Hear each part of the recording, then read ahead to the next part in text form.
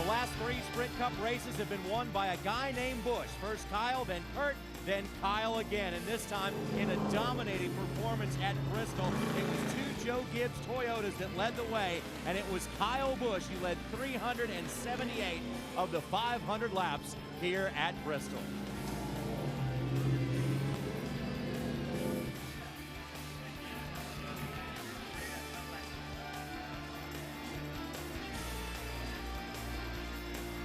What an afternoon it was for Kyle Busch here and the rest of his Joe Gibbs teammates at Bristol. I'm John Roberts alongside of Jimmy Spencer and Kenny Wallace. We are here in Victory Lane where the real excitement is, Mr. Excitement. There's no question. When you come to Bristol, this is one of the coolest places. We're high above turn 3 and 4 on the pavilion here, winter circle. I love this winter circle.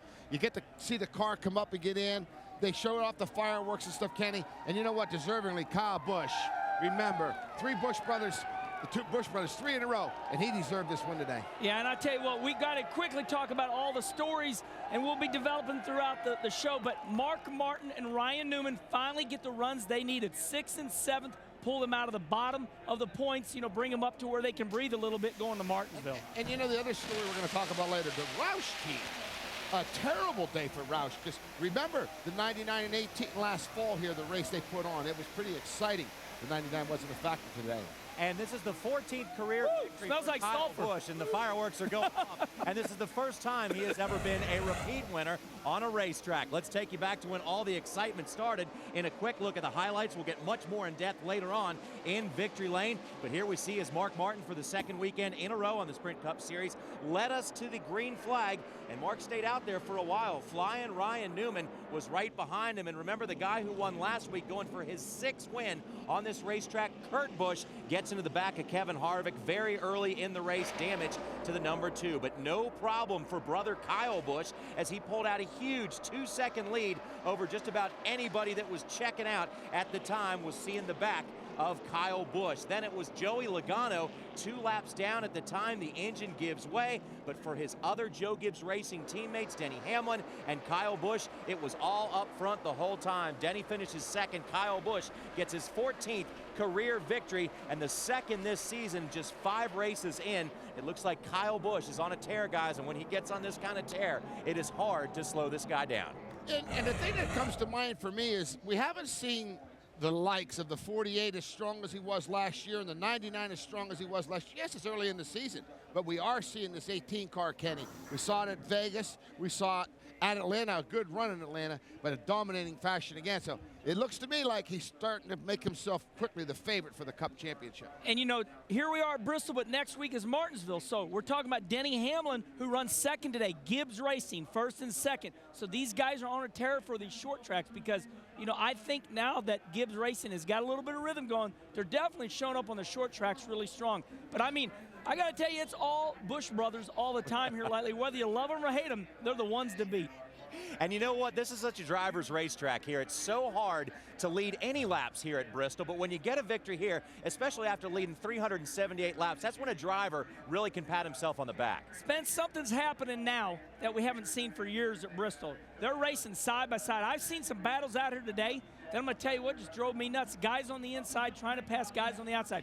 We have a great 2-lane track, Spence. They're racing hard. And Kenny, when you say that, I was watching it, and I don't think that the fans saw everything that we saw because we were here live, but a lot of momentum, Kenny. When you go in the corner, you saw guys carry the car up high. Very rare at Bristol, and carry the momentum off the corner on the high side. So, Jeff Burton said it earlier on the show. He's going to see a lot of racing. I saw a lot of racing, Johnny. A lot of side-by-side racing. Not for the lead as much, but boy, 8th, 10th, Marcus Ambrose, good run today. Kept his momentum up, drops the cylinder, still comes home with a top 10. Great story there, too. Depending on who you talk to, they either love it or hate it. There was only 9 cautions here today at Bristol, but a lot of side-by-side racing. So you may love it, you may hate it. I tell you what, Kyle Busch loves this racetrack here at Bristol because it's the first track ever he has become a multi-time winner on. We'll be back to talk to the winner in just a moment. NASCAR Victory Lane is presented by Travelodge, Recreate, Hibernate, and brought to you in part by Ask.com. Get the answers to and all your racing questions at Ask.com, the official search engine of NASCAR.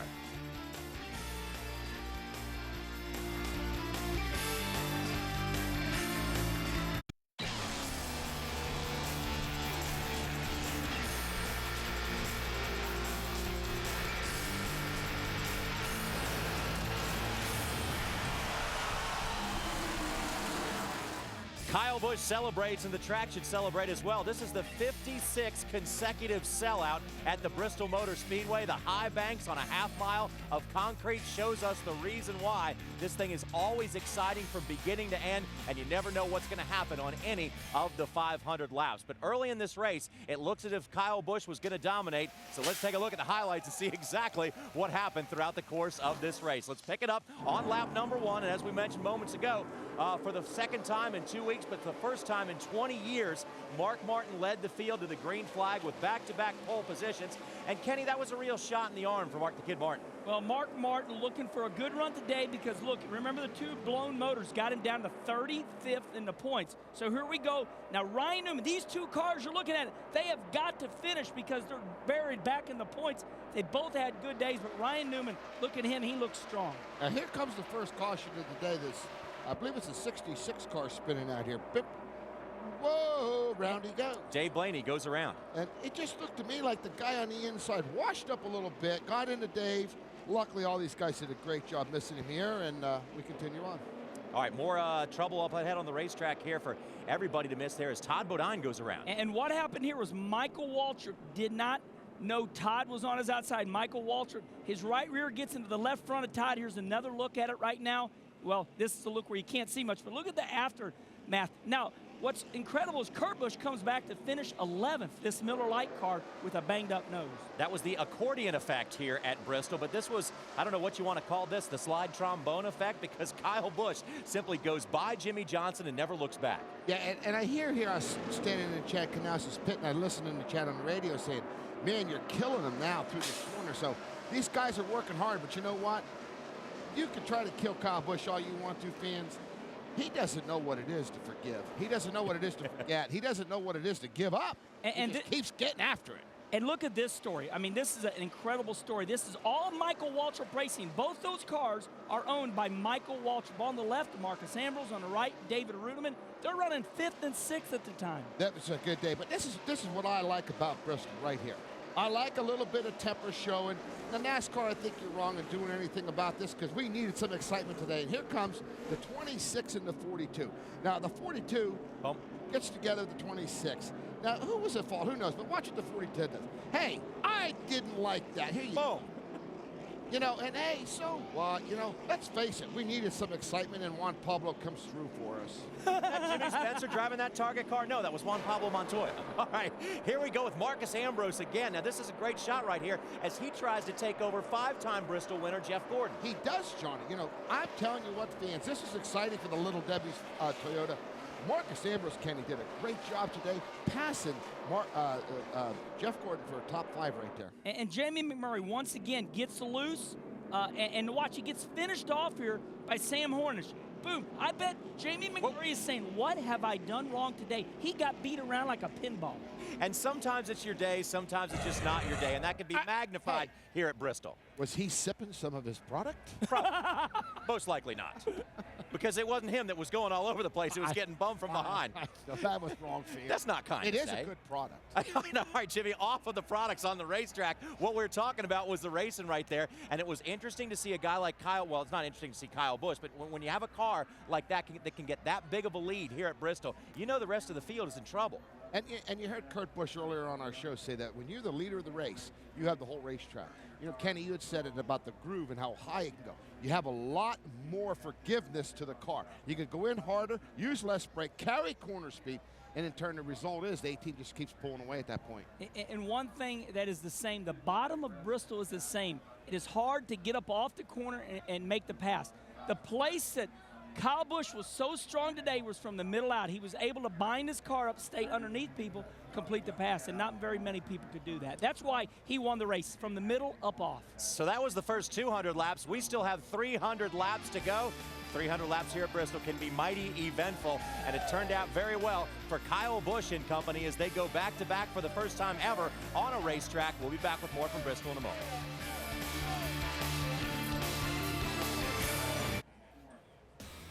On Monday, This Week in NASCAR shows Steve Burns, Michael Waltrip, and Chad Knaus will break down all the action from Bristol, which includes the popular radioactive scanner feature. Hear the most important and dramatic radio conversations from Sunday's race. This Week in NASCAR, Mondays at 8 p.m. Eastern, only on Speed. So let's pick the racing action back up on lap number 201. And keep in mind, before this race, Kyle Busch had won his first 13 races on 13 different racetracks, and today he was going for win number 14 at a place where he had won before. Let's pick back up the action here, Mr. Excitement, and if anybody knows how to get around this place, it's you.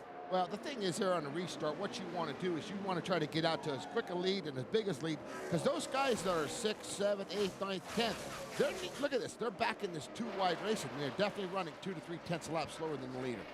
Now, what's interesting here is the 11 car does not decide to follow Kyle Busch, while they're lapping their other teammate. They're lapping Joey Logano here, and Denny Hamlin says, look, I'm going to go to the outside. I want to lead this race. I want 5 bonus points. Not long after this, the caution comes out. As you've seen, that just passed Brian Vickers. He brought out the caution. Now, this is something we talked about again on this show, pit road. Remember, he qualifies 3rd, but he took the last pit box on the front straightaway because the second pit box was taken by Newman on the back. Now, what am I getting at here, fans? The Lowe's team is strong. Watch this. Look at this. First car off pit road. What a great job by that Lowe's team. Gets him out front of the 2 Gibbs Toyotas. Easy in, easy out for Jimmie Johnson, but not so easy on the racetrack when you had these 2 Joe Gibbs Toyotas driving the way they were driving. And I just want to talk about having control of your car. Some people have to hit people to move them out of the way. But did you see how Kyle did that? He pushed him. There's a big difference. You can push people up the racetrack. Some people don't know how to push. They hit. Well, what a good job of moving people. Look at this. 3 wide. This was common all day. Now, this is one of just 6 Sprint Cup racetracks that Jimmie Johnson hasn't won on, and admittedly, he says he doesn't do well here as a driver. Well, he looks like he's doing pretty well right here. Yeah, and he said that he finally got the feel on his car yesterday in practicing. He was excited about being here, and he showed it here racing for the lead with Kyle. All right, so now we only have 100 laps to go, but once again, 100 laps can be very eventful here. And you know what we haven't seen in years past? I remember coming here, having maybe 25, 22, 28 cautions. Today there were 9 caution flags, so that has to definitely twist around the way a crew chief thinks about this race. And one thing it hurts is the parties, because everybody says, look, every caution, we're going to take a shot. Randy LaJoie is famous at that. So I don't think anybody got drunk today because there was no shots. There was no cautions. There was 9 cautions. But you know what I want to talk about? That was bad, wasn't it? Yeah, I don't know how these conversations go in that direction. You got Crown Royal, you got Miller Lite, you got Bud. You're going to have a little cocktail. What's interesting to me, the Roush camp wasn't strong today. The Childress car, remember last spring, 1st, 2nd, and 3rd, weren't strong today. And I guess what I'm getting at here, I'm wondering now if this testing policy isn't coming to light here, where, they can't test anymore. Are we seeing that they're off a little bit and the whole organization's off, Kenny? I don't know. And later on in the show, stay tuned. We're going to bring you big drama. Is Joey Logano in or out of the top 35 in the points? Because Joey was the one that needed, the practice time because he's a rookie. He finished his 38. He was running 27th, 2 laps down. Remember, race fans, all eyes are on Joey Logano because all the commercials made of him. So now we all said, what's going to happen when Joey Logano goes to Martinsville? He's looking pretty rough right now. We'll tabulate the points, and we'll let you know where Joey is, whether he has to qualify for Martinsville or he will be in automatically. And here's exactly why. You get the first 5 races of the season to go back off your last year's owner's points. But this year, after 5 races, when we go to Martinsville, it's going to be this year's owner points. We'll tell you who's in and who's out when NASCAR Victory Lane rolls on. Welcome back to Bristol Motor Speedway's Victory Lane here in Bristol, Tennessee, the place they call Thunder Valley. And it's so hard to have Jimmy Spencer focus for any longer than an hour, but now he has found some food. Snacks, baby, snacks. Hey, give me some potato chips. Look at this. Did you guys put the food down and let's take the fans through the last 100 laps? We have work to do here, and our work is to take you through the last 100 laps of this race. Remind you, we've already had 400 in the books, and Kyle Busch has been the dominant car, but a couple of Jeffs who have been very good at this racetrack over the years are battling. Well, Jeff Burton emerged with about 50 laps to go. He started in the back. His car wasn't as good, but you know what? He comes home with an 8th place finish. So this Caterpillar car came out of nowhere late in the race. Now this is what's interesting to me here. This 18 is trying to pass the 96. Now Jimmie Johnson catches the 18 here. The 96 is, hey, I don't blame him. We need to keep on the lap. That we don't need lose another lap. And, here all at once, Jimmie Johnson showing himself. Well, I'll tell you what, this is risky for the 18 car right here. And all part of short track racing is passing that lap traffic when you got guys chasing you. It's all part of the perils of racing. Back to Mark Martin in the 5. Mark the Kid Martin trying to make sure he finishes it off. He's got to drive conservative. He can't do anything wild. Looks like he comes home with a good finish. 6th position. He's holding a steady wheel. And everybody in Hendrick is holding their breath. Please, Mark, let's finish this race. And he does, and it looks good. 34th in points coming in. A little later on in the show, we'll tell you where Mark Martin is going to be in points, but we can guarantee you it's going to be higher than number 34. And how about the 88? This team is in turmoil. I'm telling you, this is like the 3rd time he got the lucky dog twice or whatever. He keeps losing laps. I don't know what Rick Hendrick has to do. But there's something wrong. Well, they changed transmission, went to the back of the pack. Johnny, there's something wrong with this organization. Is it Junior not focusing? Is it the crew? There's something just not clicking in the 88 team. Well, what's clicking right now is the number 18 is Kyle Busch is running away with it. And a bad day just got a little bit worse here for Kevin Harvick. Now, what's incredible is Kevin wins the race yesterday. You think everything is on his side, but let me tell you something. I was here on Friday. This car was dead last until happy hour. This car was not right. They'll probably take this thing back to the shop and go, what was wrong with this thing? They'll probably make it a show car. All right, if there's one thing Kyle Busch knows how to do, it's restart a race, and no one's going to catch him when he's running this well. And here's another one of the 9 restarts today when most of the time Kyle Busch was out front. Yeah, this is where it's very critical, fans. If he bobbles, spins the tires all at once, the guy's underneath him. He does a tremendous job. Gets the grip he needs. Off the corner, he comes with the restart.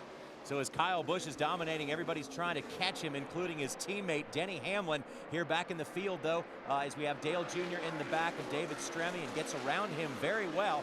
And David Stremme manages to keep it down on the apron. But David Stremme had a left rear flat. It was going flat. He was trying to get down. But, hey, luckily he brought out his own caution. Didn't go many laps down because he was going to have to pit. All right, so a little bump from behind from David Stremme on the 20. At the time, Joey Logano was, 2 laps down? Yeah, but I think Stremme was a lap down, but still, I think Stremme was a little over-aggressive here with Joey. Joey was driving a good race at this point, and I think that was a little mistake on Stremme's part, pushing the issue on Joey. Great battle for 3rd place here between the 48 of Jimmie Johnson, the 9 of Casey Kane, who had a great run today, Kenny. Hey, this was a huge run for Casey Kane because this team is borderline, in trouble. Just constantly around 20th. Casey Kane emerges with a great short track finish. And then the bad day just got a little bit worse for Joey Logano. Welcome to Bristol. His first time in a Sprint Cup car here, and he done blowed up, as they like to say. Well, what we want to do is we want to look and go, okay, where was he at when he blowed up? Because that's the big story. He was 27th, 2 laps down. He ends up 38th. Here comes the NASCAR version of the overtime, the green-white checker, and you know what? You're simply not going to catch Kyle Busch when he's running this well, even if you're his teammate Denny Hamlin, as Kyle Busch comes around for the final 2 laps of this race, and no one's going to get him. Nobody's going to get him, but look at this. Watch this, fans. Jimmie Johnson say, hey, I'm not done here. Look at this. Shoots to the outside. This is the last lap, baby. This is what you call these guys aren't driving. The heck they aren't. They're trying to gain everything they can. And Jimmie Johnson's one of those guys that doesn't know what it means to surrender. He hasn't surrendered. He keeps fighting. Does come up a little bit short, but I tell you what, it was exciting there at the end trying to get into that 2nd position. So for the 14th time in his career, first time he's won twice on a racetrack, Kyle Busch does the victory celebration, and looks like he's getting very wet there in victory lane, but I don't think he minds. Let's take a look at the top 10 finishers here. We have Kyle Busch, Denny Hamlin, Jimmie Johnson, Gordon, and a top 5 finish for Casey Kane. Well, this is what I got. Oh, yeah, look at this. No Fords. No Fords. Toyotas, Chevys, and 1 Dodge. But you know what, Kenny? This is big. Juan Pablo gets warned by NASCAR, comes home with a top 10, but Marcus Ambrose. Great story. Cylinder. He's in the top 5. Let's tip our hat to Marcus. What a great guy. Look at all the things he's done for the fire in Australia. Good job, Marcus. 11 through 20, we see some very strong race cars. Dale Jr. battled from the back of the pack to finish 14th. Edwards and A.J. Allmendinger. Yeah, and Travis Kvapil in 18th spot. The big story here, Travis Kvapil's team saying, look, we don't have any more money to go to any other races. We have to have a top 20 run, and they do. And, I think here it comes along where these cars just weren't handling good. Robbie Gordon, Bobby Labarney, Reed, these guys are all laps down. Paul Menard, Martin Truex, David Reagan, terrible day. Scott Speed, Kenny, just tough. And what's going to happen with Casey Mears? It's going to be interesting to see what Richard Childress does. Love him to death, but boy, have they been struggling. Jamie McMurray's 37th place is very indicative of what happened to him today. He simply couldn't buy a break after he came in looking pretty strong. Joey Logano, the Biff, had the sore ribs, but had some bad luck along the way. Had nothing to do with the ribs. It was the car that gave up. Joe Nemechek, Todd Bodine, and Dave Blaney, your last finisher in the 66. Let's take a look at Sprint Cup points. We go from the top 10. Jeff Gordon is now in much better control of the first spot in this, as he now has a 76-point lead over Kurt Busch. Clint Boyer drops to third. And you know, one thing I'm going to talk about is me and Spence and everybody been talking about, when do these points start settling out? Well, look, race fans, from 1st to 10th, we're almost 200 points, so now the points have settled down. And it is time now for our Valvoline Protecting the Win part of the show here. And there's nobody that protected the win better today than Kyle Busch on the restart. He's got 4 great cars behind him trying to get him. And Kyle Busch simply pulled away for his second victory of the season. The second one in the last 3 races. It looks like Kyle Busch is on a roll, and it looks like he's headed towards us as well, as he'll be up in a moment.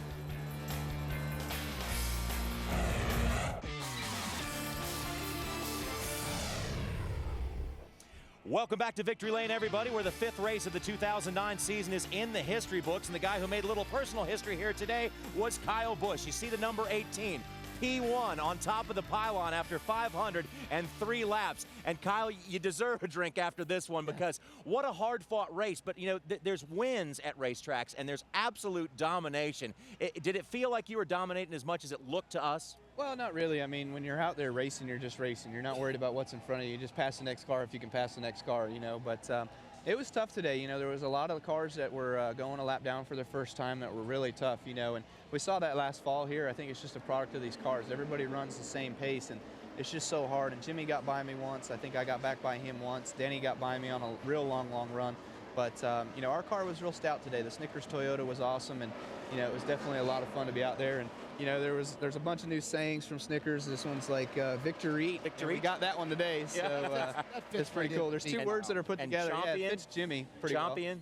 well. We're not one of those yet, but we're going to try to be. Close. So hopefully we can get that one done. Yeah, Spencer mixes words up all the time. Yeah. The key is Snickers. It's as good a candy bar as you can get. Oh, yeah. I mean, how can you beat a Snickers? Ask your question, Jimmy. It's very satisfying. That's what it says. You're all right, Kyle. I like this guy. You know, Kyle, it has to be special to know that you guys, you know, were out last year. You haven't really let off. You know, you win at your home track in Vegas. You come back really strong in the Busch. The Nationwide car and the truck.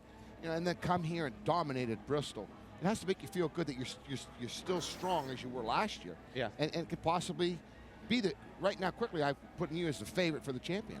Well, I appreciate that. You know, we're working hard. We're trying to do what we need to do at JGR and make our cars better. We went and tested at Little Rock because we struggled at Martinsville last year both times. So hopefully we can turn that around. Let's wait and see what happens there. But, you know, we ran really great here last year at Bristol in the fall race. We led the most laps then, too, and unfortunately missed the chance of winning there. But we came back here this time and, you know, did some things that we thought were a little bit better with the car. Seemed to react about the same, you know, but on the long run today with the hot sun out, you know, it was a really battle out there for everybody. Last year, hindsight's 2020. Would you rather reverse the role of being that strong at the end of the season rather than the beginning of the season? Well, I'd rather be strong every day, you know, every weekend. But if you wanted to reverse it, yeah, you just need to run as good as you need to run to make it to 12th place by the time Richmond turns around. But then you want to be as strong as can be and beat everybody in the final 10. You know, that's where everything's at. But we just need to work on the final 10 races. We need to solidify ourselves a little bit better in those races at those racetracks and try to make do with a little bit better than what we did last year. Go back to California. You win the truck race and the nationwide race in one day. All of a sudden, you know, Kyle Busch is getting ready to set records if you can win the Cup race. Now, this week you come here and you're dominating the nationwide race. You're going to win it. You're quickly thinking you're going to sweep this weekend. You had a pit stop problem. Yeah, it sucks, man. Yeah, here's yesterday. But, you know, it's just unfortunate. They didn't get the tire caught there, the right rear, when it rolled back around and it came out on pit road. But, you know, you'll have that sometimes, I guess, in big-time auto racing. So we put that behind us and came into today with a new vengeance. But you know what? That leads to my real question. My daughter. I was frustrated. My older. Well, I don't blame you. Let me tell you something. I do not blame you. My children, my kids are 18, 20, 22, and Brooke and the kids watching, they said, you know, you slammed your helmet down. I said, well, sweetheart, I said he was going to win the race. I mean, you're quickly, it doesn't matter what you drive. My daughter Brooke says, Dad, what is he doing that all the other drivers can't do? He wins in everything. I mean, you're the Dale Earnhardt of now.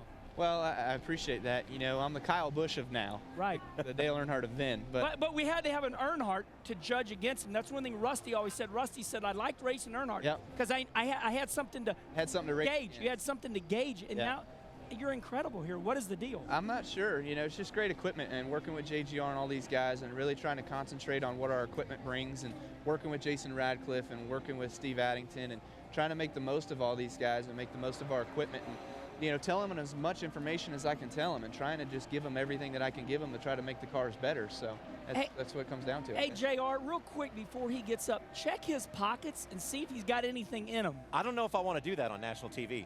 We're all trying I'll take your word for it, all right, bud? I don't think he wants me checking his pockets. You're more than welcome to. I don't care. You do that, Kenny. You know, Kyle. I'm as happy as I need to be right now. But you're awesome, man. Why? Yes, you got to be. You know, you got Snickers and you got M&M's Pedigree, all the sponsors, and they've really come to seem to really gel with Kyle and really get along really fantastic. It seems. It does. You know, M&M's and Snickers and all the family there, the Mars family are great. You know, Victoria, Pam, you know, William and Phil, all those guys, they come out to the races sometimes with us. We spend time with them. We have some dinners together on Friday nights or Saturday nights, and it's cool, you know, just to interact with them. They know who I am as a real person away from the racetrack a little bit. We get to talk somewhat and do that sort of thing. And what else is funny is the Z-Line guy, Jim Sexton, you know, he comes up to some of the races. He's in Miami on vacation. He flies up here yesterday to watch the Nationwide race. He flies back down there to go back on vacation, you know, and he's just as crazy as I am. He loves it because he goes, man, I don't care what you do. You're awesome. And everybody in my company is just like, man, you got stuck with the right guy. So I'm just like, dude, that's what we're here for, man. I appreciate it. All right, and congratulations. Great job winning a track like this. First, second time win at a racetrack here at Bristol. I ended my streak of the 13 different. Yep, and this is at one heck of a track. Great job by Kyle Busch and the rest of the number 18 team. That's the answer to the question, who won today? But if you've got another question, you want to go to ask.com. This is the official search engine of NASCAR. Here's a question for you. Who won the Winston Select in 1996? If you want the answer now, go to ask.com, where NASCAR fans get answers. Was it Spencer? I don't think so. Welcome back, everybody, to Bristol, where it was a Joe Gibbs Racing kind of day with Kyle Busch finishing first and his teammate Denny Hamlin finishing second. And if there's ever such thing as a racetrack owing a driver a victory, you could put Denny Hamlin and the Bristol Motor Speedway in that character. Again, so close. Again, a great run, but no victory as of yet. And as Bob Dillner tells us, that may be coming pretty soon. Denny Hamlin, always so good here at Bristol, but Denny, it almost seems like every time snake bit here, second place run today. Yeah, it's just track position. It's hard to overcome that track position with 50 to go. Usually who's leading is in the catbird seat, and just, you know, they had a good car on the short run. That you know, Kyle and those guys worked really good at getting it fast, and you know, they just had a better car on the short run. It took ours a good 80, 90 laps to come in and really get good. So we just didn't have that long a run at the end, but a 1-2 finish is good. Thoughts there with a green-white checker finish? You know, I know you wanted to have that restart of a lifetime there. Yeah, you know, you try to, but you know, the track just had so much debris on it. Rubber, actually, we picked up that, you know, I just went in the first corner and just shook, tires shook, and I couldn't get to him. And believe me, if I could have got to him, I would have treated him as if he wasn't my teammate. But you know, this FedEx team definitely deserves to get a victory, and we're going to get one soon. Kenny, while it's a big positive for Denny Hamlin and this group, they are running strong no matter where they go this year.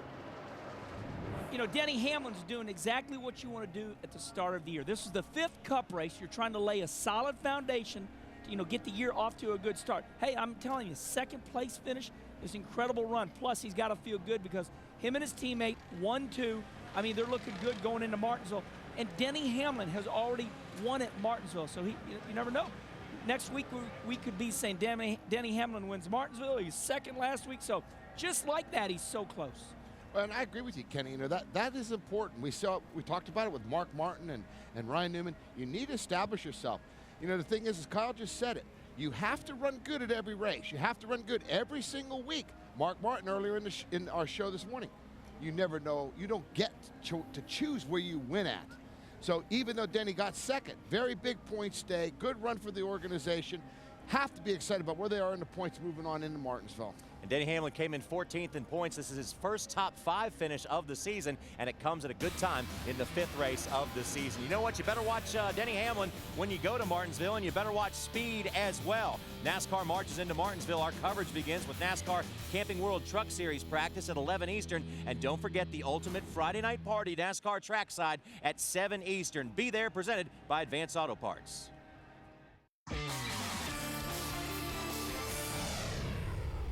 Welcome back, everybody, to Victory Lane at the Bristol Motor Speedway. Business has slowed down a little bit, but the action was hot earlier, and now it's time for our Kingsford move of the race, and it was turned in by none other than Marcus Ambrose. And Kenny Wallace, just how important is one position on the racetrack? When you finish 10th, it is big. Everybody will talk about it. When you finish 11th, it might as well be a 100-foot wall, because nobody talks about 11th. But the 10th place finish by Marcus Ambrose was monumental. Good job to Marcus. And what I want to say about it is Marcus Ambrose was running in the top 5 for 350, 400 laps of this race. He loses his cylinder. He develops a miss in the motor. He still finishes in the top 10. What a great job, Johnny, by that whole organization. Good job, Marcus. Yeah, so if anybody wants to say that Marcus Ambrose is just a road course racer and not an oval driver, you can't say that after today, and that's what he's out to prove. Now, Jimmie Johnson was also out to prove something today, and he was trying to prove the fact that he can win at Bristol. He's never won at this track before, but sometimes a top 5 can seem like a victory. Let's go back to Bob Dillner.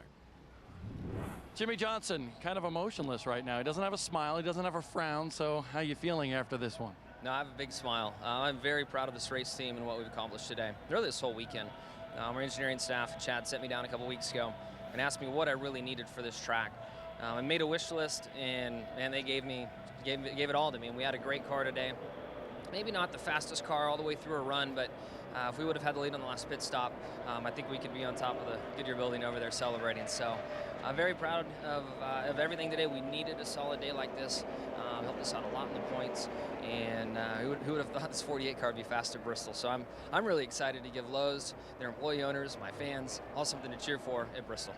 I know this is one place that you really, really want to win at, and you're coming closer and closer. This may be a step in the right direction. I know you have top 5s here before, but this was strong today. And now I feel like we have somewhere to start from when we come back. Years past, we've come with a hybrid of the 24 setup, the 88, the 5, the 20, whatever our teammates were doing, we're trying stuff. And this is the first time we've really come on our own and set up the car like we wanted to, and it worked. And it did what I needed it to do.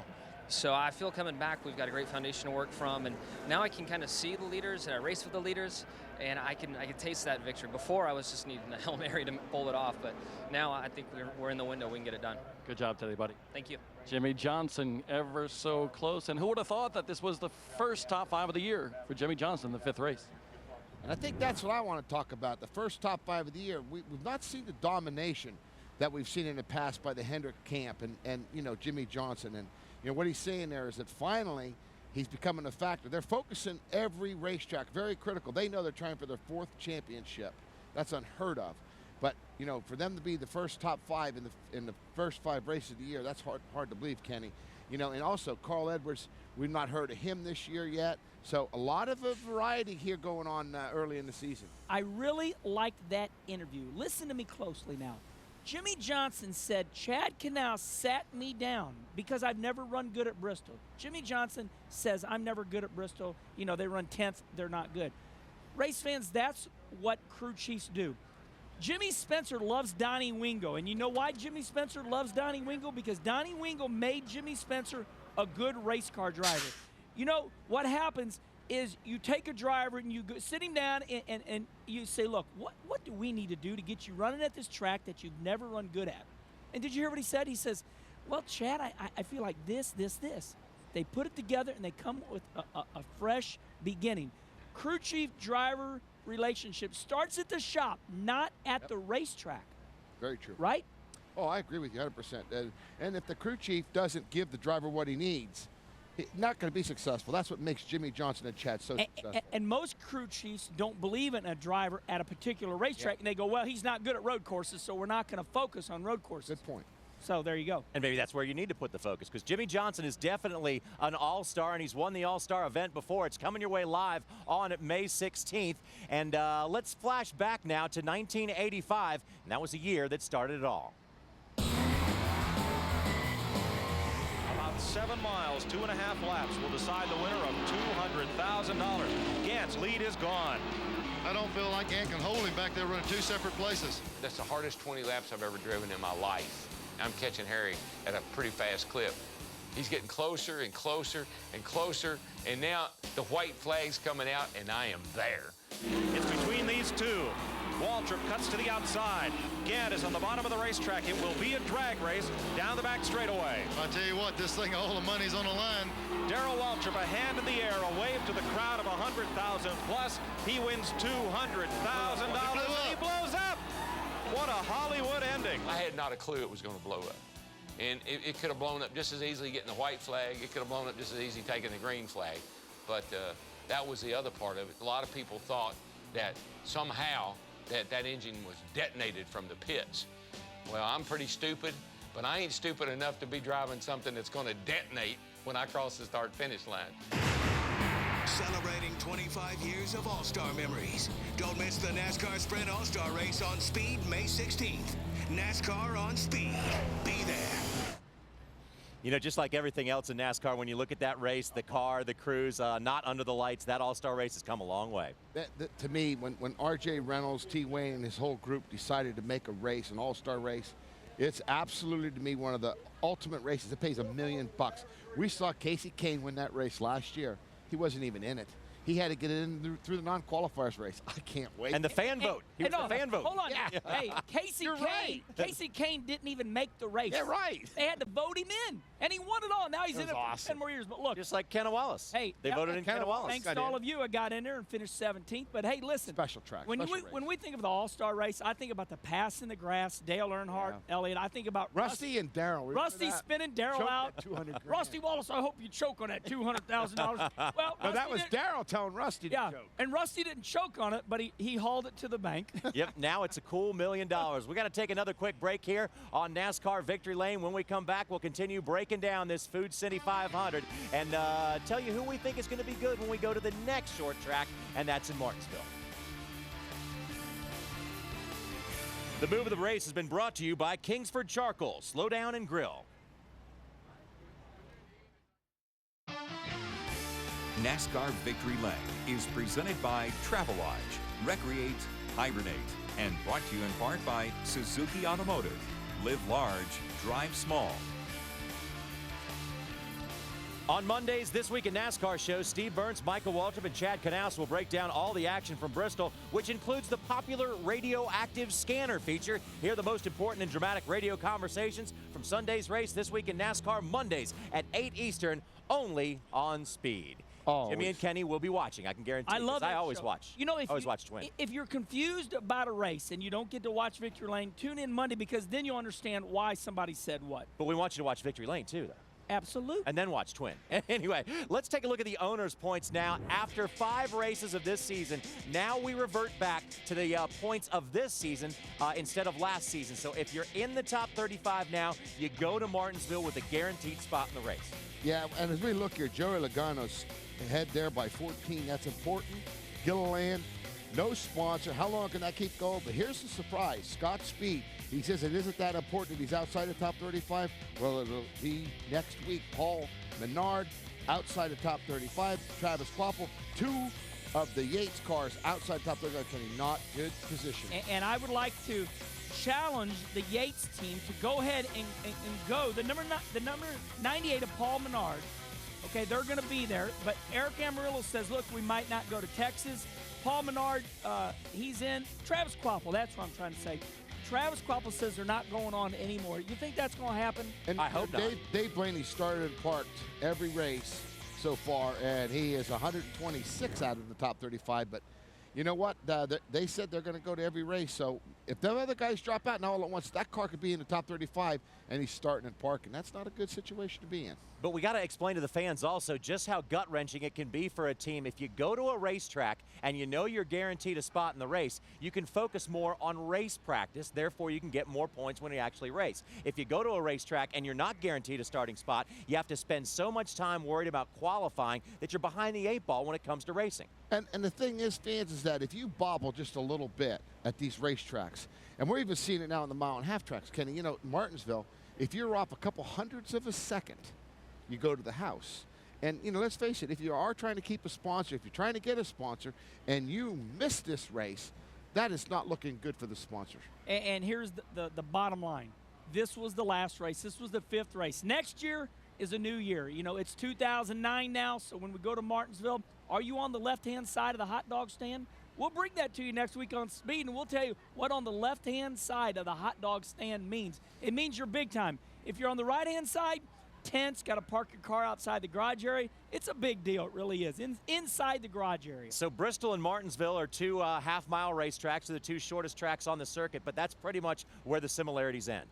There's no question. Next week, Martinsville, hard under brakes, roll the corner, get forward grip. Remember the great race between Jimmie Johnson and Jeff Gordon, and Jimmie won it again. Is Jimmie going to win his first race of the year? How about Denny Hamlin coming from 2nd place? He wins the race last year. You know, the thing is that, you know, Denny Hamlin had the best average finish last year on the short tracks. Well, he's already got his 2nd place. You know, a lot of bragging rights for these teams. Who had the best finishes on the speedways? Naturally be Daytona Talladega, who is the best at Martinsville, Richmond, and Bristol. A lot of things going on next week already, 2nd short track of the year. And quickly, behind the old Rockingham Speedway is a track that's been built to look just like Martinsville. Andy Hillenberg built it. All the teams have been spending hours at what they call Little Rock, behind the back straightaway at Rockingham. A track looks just like Martinsville. They've been doing a lot of testing. So this may well be the best prepared racetrack we see. The teams may be better prepared for this track than any other one this year. They'll be testing at Lonesome Pine. They'll be testing at Greenville Pickens. They'll be testing this week at all these tracks all over, Johnny. No question. They need to run better at Martinsville. Well, one thing we know there's no question about as well is that the Busch brothers are on a roll. The last 3 races have been won by a guy named Busch, and this one was a dominating performance at Bristol by Kyle Busch. Thanks for coming along for the ride, everybody. Let's now take a look in the rearview mirror.